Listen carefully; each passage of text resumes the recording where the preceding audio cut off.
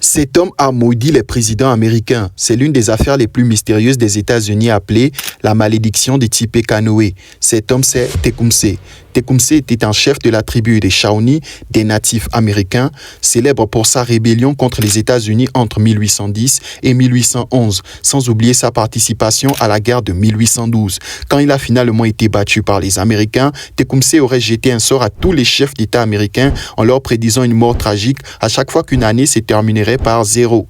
Malédiction ou pas, c'est un fait que 7 présidents américains élus lors d'une année se terminant par zéro sont morts au cours de leur mandat.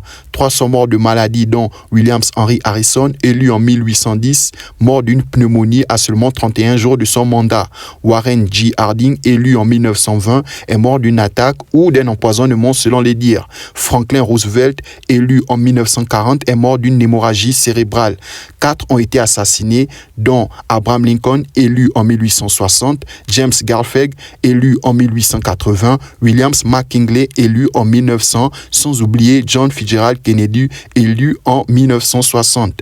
2 autres présidents ont été victimes de tentatives d'assassinat, dont Ronald Reagan, élu en 1980, et George Bush, élu en 2000. Cette série d'événements tragiques et troublants soulève des questions fascinantes. S'agit-il d'une simple coïncidence statistique ou Tecumseh aurait véritablement jeté ses sorts qui hantent encore la Maison-Blanche? Selon les dires, c'est Ronald Reagan qui a brisé cette malédiction de Tecumseh.